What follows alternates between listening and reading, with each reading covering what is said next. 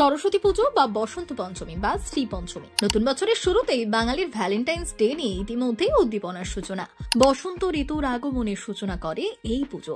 জ্ঞান, ভাষা, সঙ্গীত এবং শিল্পকলার দেবী সরস্বতীকে উৎসর্গ করে করা এই হিন্দু উৎসবের দিনক্ষণ কবে জানাবো এই প্রতিবেদনে। বাঙালি সহ গোটা সনাতনী সমাজের কাছে সরস্বতী আরাধনার একটি বিশেষ স্থান আছে। সকাল থেকে উপোস থেকে বাগদেবীর উদ্দেশ্যে অঞ্জলি দেন ছাত্রছাত্রীরা। বিদ্যা, বুদ্ধি, জ্ঞানের প্রার্থনা করেন সরস্বতী মায়ের কাছে।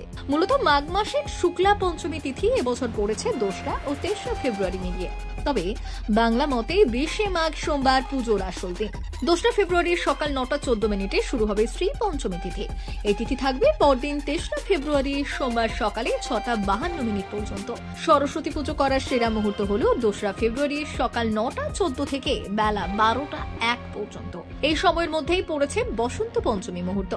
পঞ্জিকা মতে মাঘ মাসের হিন্দু মাসের উজ্জ্বল অর্ধেকের পঞ্চম দিনে পালিত হয় এই পুজো, যা সাধারণত জানুয়ারির শেষের দিকে বা ফেব্রুয়ারিতে পড়ে। এটি বসন্তের 40 দিন আগে চলে, কারণ এটি বিশ্বাস করা হয় যে কোনো ঋতু পূর্ণ প্রস্ফুটিত হতে এই সময় লাগে। উৎসবটি ভারত, বাংলাদেশ, নেপাল এবং বিশ্বের অনেক জায়গায় হিন্দুরা ব্যাপকভাবে উদযাপন করে।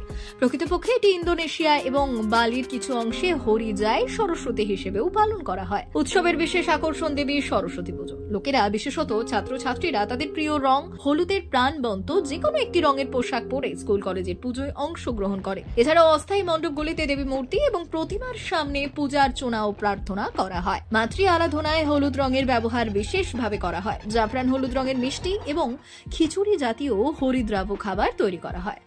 বুন্দি, লাড্ডু, ক্ষীর, মালপুয়া, কেশর, হালুয়া, সন্দেশ, হলুদ ফুল নিবেদন করার রীতি। এছাড়াও ছোট ছোট ছেলে মেয়েদের এই দিন দেওয়া হয় হাতে খড়ি। ব্যুরো রিপোর্ট, ভুবনগ্রাম সংবাদ।